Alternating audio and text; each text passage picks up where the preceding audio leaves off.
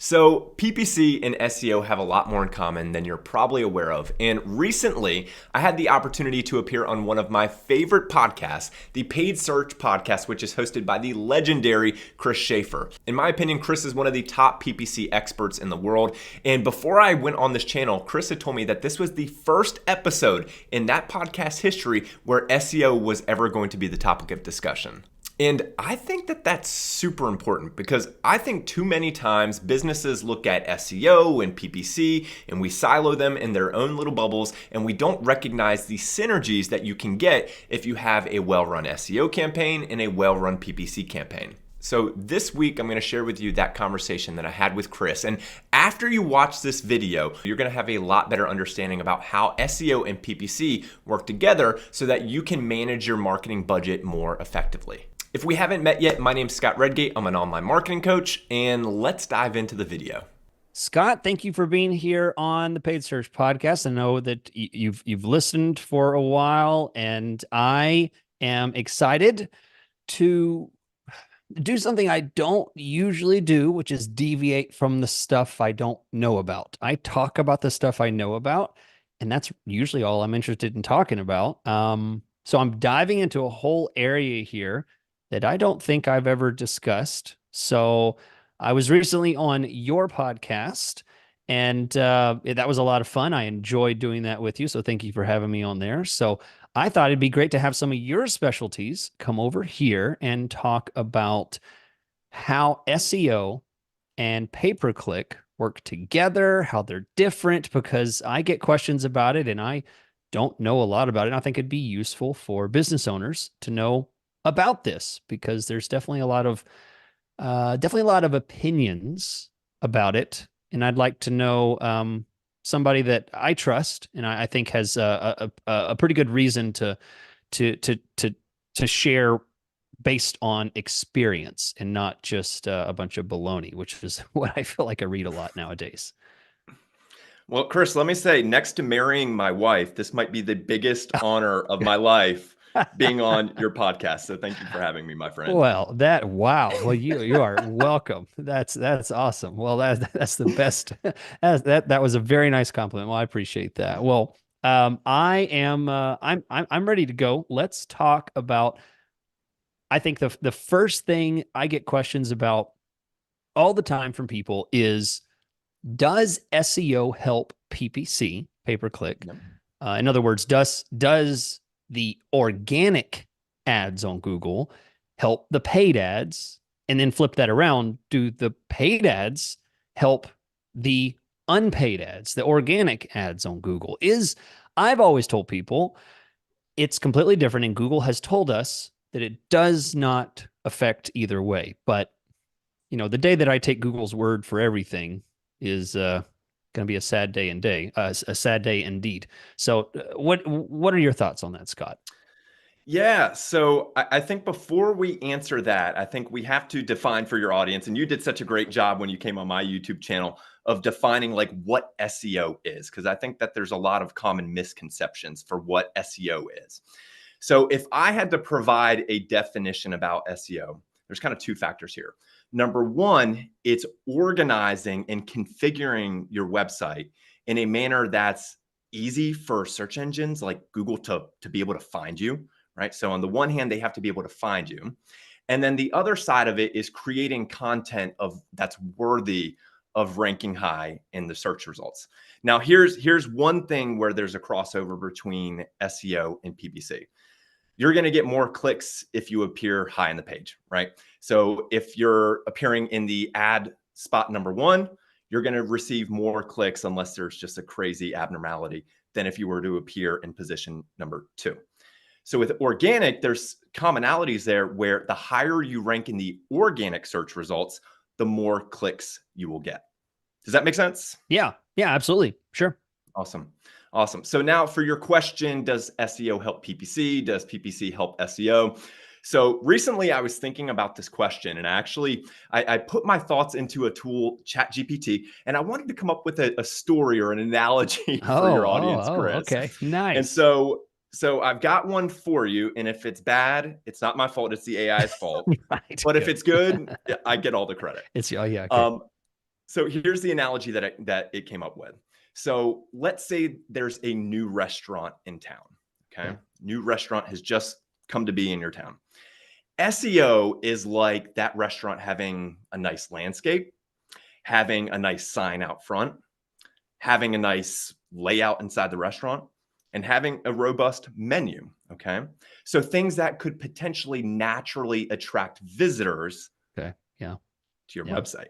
Got it. PPC, now this is, you'll laugh about this. PPC is like going around town and stuffing Uh-huh. mailer or on windshields, Right. right? To Right. drive people to go into the parking lot and potentially enter your restaurant. Mm-hmm. Okay. So what's the end goal of a new restaurant? Obviously, it's sales. It's increased food sales or drink sales or whatever. And so there are two methods where with the SEO, you're trying to naturally attract. Right. With PPC, it's more of getting your message in front of the right audience. But in order in that example, like you're going to have to go car by car and, put whatever mailer or whatever it is on their windshield. Okay. Okay. Yep. So in that analogy, it sounds like you are advocating that SEO can be beneficial because you're pushing people to your restaurant in the analogy. And therefore, by pushing people to somewhere where you already have the landscaping, the nice environment set up, the good menus, that's going to help those people to convert because you did that naturally just to help your business just look nice. So it Exactly. doesn't sound like, so does this analogy work the other way? So it doesn't sound like a great analogy to imply that a strong SEO, um, the other way, Yeah. PPC, particularly helping your SEO, because that doesn't, other than having maybe a crowd of people around your store, a lot of people in the parking lot, to take the analogy way too far, it doesn't sound like it would really help. Yeah, to close the loop on that analogy, and then I'll get into specifics here. I mean, if you've ever driven by a restaurant and you see 0 cars in the parking lot, Right. Right. unless it's like the early bird special, like that's going to impact you. And Mm. so, yeah, you hit the nail on the head there. The SEO is like that stuff that can naturally attract if it's done right. PPC though, I mean, seeing cars in the parking lot, I think has a bigger impact than we can even Yeah. imagine. Yeah. Yeah. Okay. And so with SEO, with that analogy, it's a lot of improving your website architecture, to my points earlier, so that you can be found and creating a great experience for your user. And if you have a great experience on your website that can benefit your SEO, that Mm. can undoubtedly help out your PPC. If I'm paying Google $20,000 a month and then my competitor is not paying $20,000 a month and we both Hmm. have the same quality of SEO, am I Hmm. going to be treated any differently? Do you think? Now, of course, throw in all the allegedlys you want, because we're just speculation here. But do you think that there's any uptick benefit? Because that's what businesses really want to know. They want to know, when I invest here, am I getting a little bit extra to be able to beat my competitor simply because Google has some type of favoritism for me because I spend extra money with them? No, with an asterisk. Oh boy. And Okay. All right. here's a hot take for your channel, Chris. I haven't discussed this on my YouTube channel. And also Oh, here's good. an exclusive, an absolute hot take. All right. All right. So recently, Google's ranking factors actually leaked out there on the internet. Now, this Really? isn't speculation. Their ranking factors leaked on the internet. Now, the Okay. thing that did not leak with that was the weights that they assigned to the different ranking factors. Okay. Okay. So you understand what the ranking factors are, but you don't understand if, 10% of the ranking factor is this, 20% is this. Yeah, you don't know that. So the no with the asterisk is because the answer that Google will give you on that is no. If you Okay. spend any additional money on PPC, that's not going to help you with your SEO. However, in the leaked documents, which Google has come out and verified that they are accurate, they're legitimate, Okay. there was some documentation on quantity of website traffic. Okay. Mm. That's something that they've said before is not a ranking factor, but they started assigning good clicks and bad clicks. And so, in my opinion, with some of that information from the leaks that it's mentioned in the, I think that there is a very, very small ranking factor that is associated with how many people you're driving to your website. Yeah. I mean, that makes sense. I mean, it seems practical that one company that gets 100 visitors a week and another one that gets 10,000, that seems like it should factor into something. There's some value there, just like we talked about the analogy of, cars in the parking lot. There's activity that seems like it should. So that that seems fair. Yeah. Okay. That's Google really interesting. Google uses every tool that they have at their disposal. So Sure. they use Chrome data to assist with the organic rankings, whether it's we're going to put this company at position 1 or 2 or 3. And so you have to imagine that in your example, like if company A is driving 10,000 visitors per month and company B only has 10, that's going to play a factor. I will say this. There's something, and we might dive into this a little bit later, but how quick Google is to discover your content, right? Mhm. And in my professional opinion, how quickly Google discovers your content, there is a direct correlation to how many website visitors you get. So, for example, let's say the New York Times publishes an article, right? Google is going to have that in its search engine results within a matter of minutes. Sure. Now, let's say you're in the great state of Texas. Let's say there's a plumber in the great state of Texas and they release a blog post. Unless there's some stuff that they're doing from an SEO standpoint behind the scenes, it's not going to be a matter of minutes for Ah, Google to discover that post. It could be months, right? right. So, like Yeah. in that particular example, the influx of website traffic can help your content get discovered quicker, which might lead to you getting results quicker. Wow. And even if it's paid traffic that is the source of that, which you're generating yourself, you're basically wagging the dog at this point. You're saying, look, I have people going to my site, and you're artificially generating that. Even with paid traffic, it still potentially would count and cause a faster indexing of what you have. Yeah, I mean, let's say, for example, you're driving 10,000 visitors to your website through paid, right?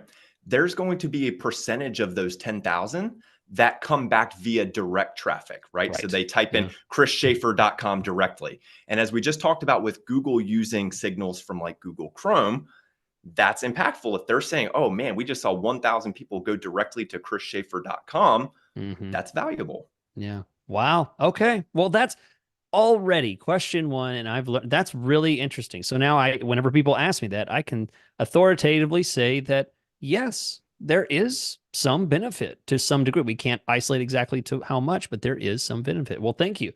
One thing that I have to ask, and this this question's coming because I'd sent this ahead of time, and I'm not going to let this pass without because I am always curious. Quality score. Now you may know my thoughts on quality score. I make it pretty evident in the podcast that I think quality score is next to useless, yet next to a magical fairy floating in the sky, and you're trying to grab it. It's you might as well not waste your time grabbing for it. But I have to ask: does a high SEO ranking score, I don't know what the terminology is, um, help get you and achieve a better quality score for your keywords? Yeah, that's a great question. I think right now we can kind of bridge the gap between SEO and PPC. Yeah. All right. So Okay. with quality score, obviously we're talking about factors like ad relevance, expected click-through rate, Hmm. but landing page experience is a Right. portion of the quality score, There you go. right? Yeah. And so yes, 110%. If Okay. you're providing a Mm. great experience to your customers, which has a direct impact on your SEO, Okay. right? That can have a positive impact on your quality score. Okay. Okay. So the analogy, thank you, Scott, who came up with that with no help from AI. We'll just forget that part. The analogy of a very well landscaped, detailed, business front helps you because that has something to do with landing page experience, which landing page experience is such a generic term. There's so many, experience is such a wide term, but in general, it can help that factor that is determined in quality score rankings. So, okay, well, confirmation there as well. Okay, Yeah. nothing that I couldn't have guessed, but I don't like to guess. I appreciate someone telling me if I'm off base or not. So thank you for that. Sure. Okay, let's dig down. Let's get specific here because I've got questions and I hope you have answers. We'll see. Yeah, we'll see. Well, you have answers. Let's find out if I believe them or not. Because I'll call bullcrap if I don't think it's real. Do PPC only landing pages affect your SEO? Like, is there a good or bad overlap there? Okay, Oh boy. there's a couple of layers to this. And Okay. also I think if you deal with a lot of people in search engine optimization, the answer you'll get to a lot of questions is it depends, which Okay. there Yeah. there is truth to that. But on your podcast, we want the true answers. We don't Yeah. want just a it Yeah. depends, right? Okay, so I actually want to like draw a line in the sand with PPC only landing pages because I want to separate them into two buckets. All right. Okay. On the one bucket, let's say it's a landing page that is more generalized for the brand. It Okay. has whether it's a phone number up top, a contact form, a brief blurb about what the business does, some customer reviews. Essentially, it's kind of like a regurgitation of the homepage of the Right. website, but it looks Right. a lot neater, right? Right. Okay. So you have those, right? And let's touch on those ones. Those can actually have a negative impact Wow. on your Wow. SEO. And let me explain why. All right. SEO is not rocket science, but it's a lot of decluttering and it's a lot of organization. Okay. And the one thing that I'll try to get across here with SEO is you want to have essentially like specific pages for the experiences or whatever type someone's typing in on their website. So let's say you sell shoes. All right. You have a category page on your website that's red shoes. You have a Mm-hmm. category on your website that's black shoes. You want to make sure that you draw a line in the sand where you're not cannibalizing the rankings between those two themes, similar to like ad groups Right. in Google Right. Yeah. Ads, Makes right? sense. So you want to have distinguishing, you on the black shoes page, you don't want to mention the term red 100 times because that could compete with that red page. Okay. Yeah. With the PPC only landing pages that we're saying are a regurgitation of some of the best elements of the homepage, yeah, that in a lot of instances, that's going to duplicate a lot of the copy from the homepage, a lot of the theme. And so if Google sees these two pages, you might actually be negatively impact your homepage's Mm. ability to rank in SEO. Now, I'd say it's a very, very small issue on that front. Okay. So I wouldn't be too concerned, but there is some stuff that you can do behind the scenes in the code of your page to disable the PPC landing page from appearing in the Yeah. organic search results, which would solve that. But the other type of PPC landing page, and maybe this is more for e-commerce, but I'm almost imagining a category structure on a website that mirrors ad groups, right? So what I mean by that is in that red shoes example, you might have an ad group that's dedicated to red shoes that leads that visitor to the red shoes category page where they can shop and purchase red shoes. Mm-hmm. Well, in that example, that type of organization is actually beneficial from an SEO standpoint because you're focusing more, and we call it the long tail keyword in SEO, and I think we use that in PPC as well. But you're being more specific than just a generalized shoes. Mm. So that's the line in the sale between the PPC only page that's a regurgitation of the homepage Yeah. versus one that mirrors the website category structure, if you will. Right. Right. Okay. Wow. Okay. And I assume that this is true whether it's a subdomain or in the main domain. It doesn't matter. It's still part of the domain because I have clients that love to do that, that secondary subdomain. So, all of this, it seems like they have, all these other subdomains that they're, every new agency they get, they're going to create a new subdomain so that agency can track their conversions from their PPC campaigns. And then, they're like, well, last year we had this one. We're going to start this new one with this new agency. It sounds like this is a detriment to the, as you implied, the organization, the clutter of these, different pages and subdomains and everything. Sounds like a negative as far as SEO.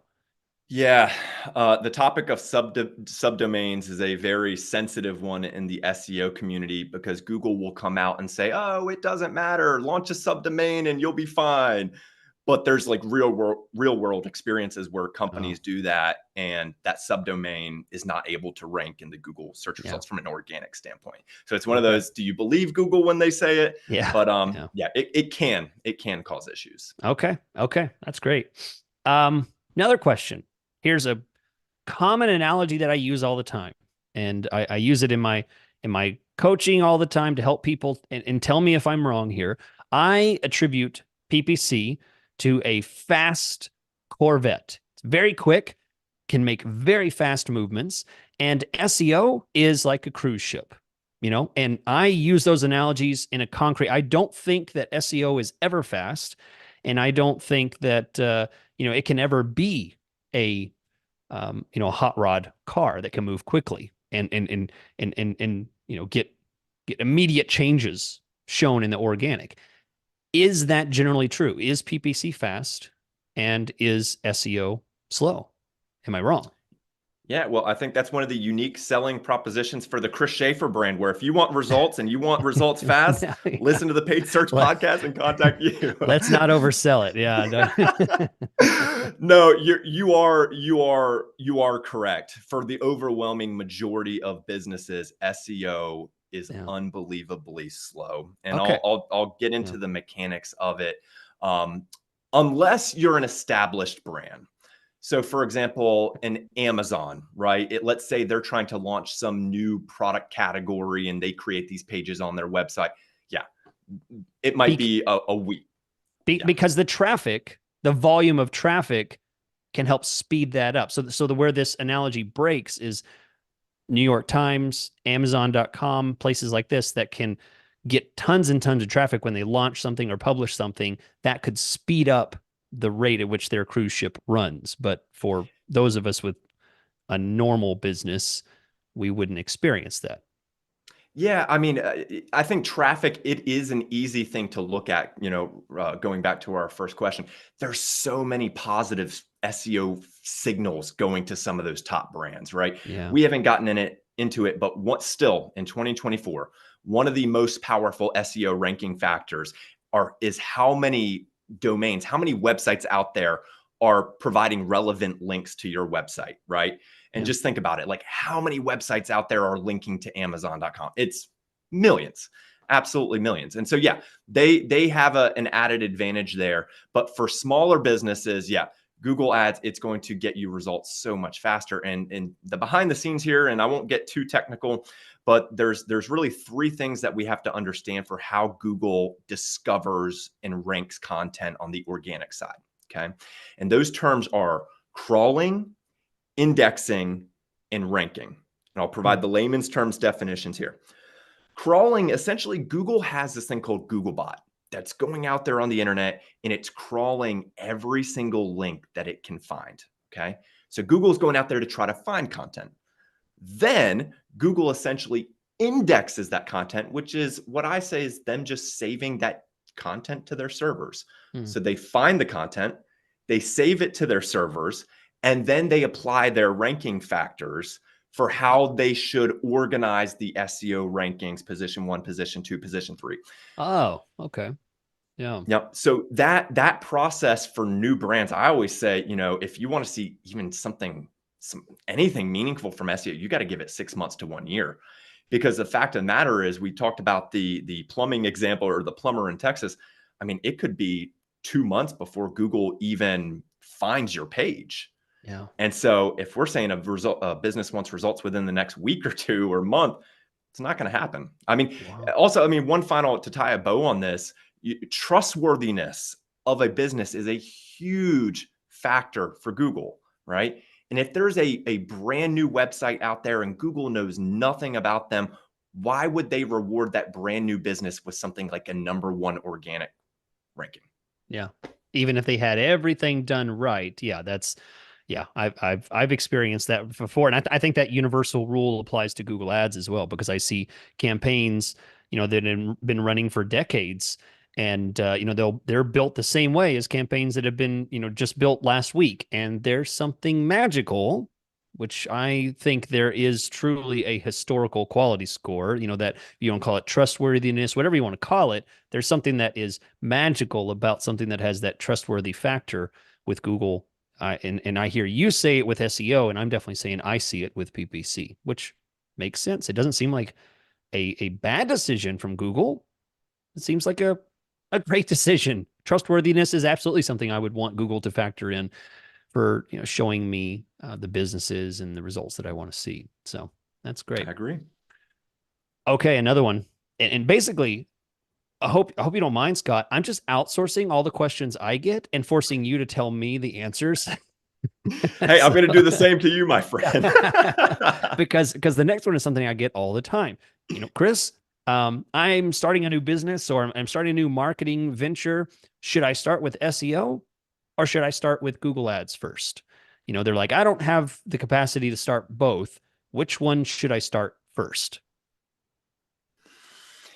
Yeah, so I have a very strong opinion on this, but there are a couple of layers to it. So the quick answer is I think that you should start with SEO first, but that doesn't mean you have to launch a full-blown SEO campaign that takes months and months and years. I think you need to, to use that restaurant example, you need to have good landscape. You have to have a good sign makes outside. sense. You have to do some of those basics. And so I think if you utilize and you incorporate some of those SEO best practices, you're setting a proper foundation so that once you start driving those PPC clicks, you're going to set yourself up for better success. Now, again, you don't have to take it to the extreme where, I've got to write 100 blog posts before I launch. No, absolutely not. Have a nice looking website, have it load quickly, have it be on theme with your audience, just some of the basics. Yeah, that makes sense. That makes sense because I know the best built PPC campaigns I've seen will crumble when sent to a page that does not deliver strong conversion rate. I was just talking to someone recently this week, where I'm like, the traffic is perfect. We need to talk about your landing page. We need to talk about your website. That's the problem here. So yeah, I mean, that makes sense. So, get your house in order first before you start bringing everybody in the front door, which is exactly what PPC is going to do. So that's great. That's great. Here we go again. Another question I get. So I guess you'll have to send me the bill after we're done here. Should you pay for PPC on searches you rank for naturally? And I'll even give you an opportunity on this question to throw in your opinion on brand traffic. I'd love to hear your thoughts on that because I have a very strong opinion on paying for your own brand name. But just in general, should you pay for Google Ads traffic, paid traffic for things that you rank for organically, naturally, SEO? Yeah, so my SEO and PPC career started in 2010. And there was a graphic that came out around that time that I feel like I always try to reference when a question like this is brought up. And that graphic was essentially a heat map of a Google search page where it showed the different elements of a page. So you had the PPC ads, you had the organic listing, and it essentially showed the percentage of clicks that went to the different areas of the Google search page. And something that stuck out to me with that is there's always going to be people that prefer and click the PPC ads. There's always going to be those people that scroll a little bit and go down to the organic. And so if it's important for your brand, my recommendation is yes, unless you are just severely limited by your budget, you're struggling to pay your bills. I do think it's important to have coverage in both. Okay.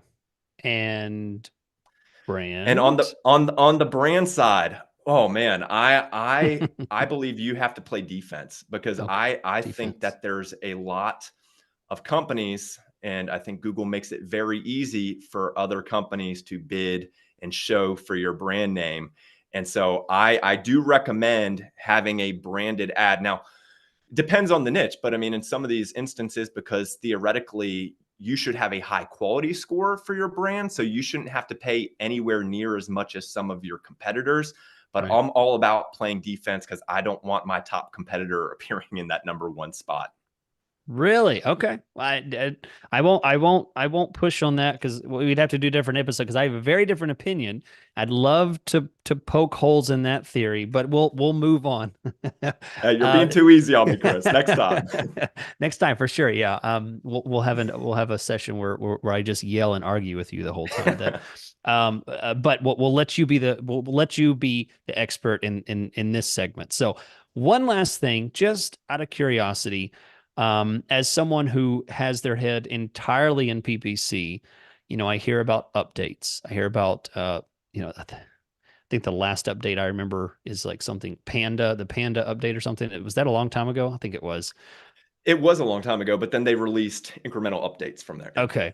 So what do these updates mean for business owners? What do they mean, for SEO? Is it, you know, why is it that people talk about these so much? Does it cause businesses to just crumble, or does it only cause businesses that are on shaky ground from the beginning to crumble with this kind of thing? These updates are they're kind of strange to me because in PPC there are updates, but it's more of a slow slide and then boom, there's the change. It feels like this SEO stuff happens at the drop of a hat sometimes. Yeah. So there's a lot of bad, let me say this. There's a lot of bad SEOs out there, and especially from the timeline of like 2005 to 2015. What happened is people would discover some loopholes where how they could rank number one in the organic search results, Mm. and then they would abuse that loophole. Okay. Sure. Okay. Yeah. And so here's an example. I brought up, hey, there's power in having other websites linking to yours from an SEO standpoint. Well, there was this cycle with bad SEOs finding that ranking factor and then finding ways to abuse it. Yeah. Okay. And so what that looked like in 2010 to 2015, where people would go out there and buy links and buy them in masses and manipulate Google's search rankings. Yeah. And so for the longest time, the updates from Google were identifying how people were manipulating them and then cracking down on it. Huh. So the couple big ones from 2011 to 2015, Google had a Penguin update, which was actually targeted to what we just said, all the links, people manipulating the links pointing to their domains. Panda was focused on content. So those websites that had those hidden text blocks on the bottom of the page. Right. Yeah. Yeah. And so there was a lot there where it was Google essentially cracking down on whatever it was SEOs were manipulating. Okay. But now it's we've gotten past that because Google has, yes, some people are still able to manipulate it, but Google has gotten better.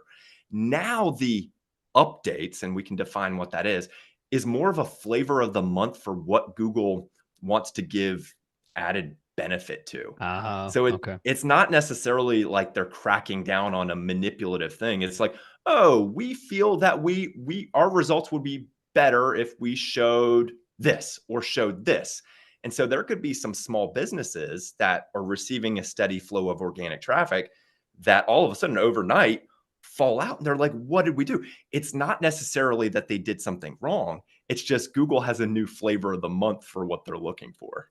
Okay. That makes sense. That makes sense because my theory in Google Ads is, we have a little bit less transparency, perhaps, in my view, less transparency than SEO, because it feels like I'm always being tested in PPC. I'm like, I wonder how much real testing is going on where Google will take like 25% of accounts and just kind of say, let's apply this and see what happens, and meanwhile, I'm like, what the heck's going on? I'm scrambling, everything's on fire. And they're like, oh, that didn't work. And they shut it off and like, boom, my campaigns go back to normal. I'm like, what was that? So, yeah, that feels, I can commiserate with SEO people and the updates and the mystery because I feel like we share that for sure. Yeah. So, I don't feel like the PPC and the SEO world are quite as different as I once thought. So I appreciate you bridging the gap on that, Scott. That's very useful.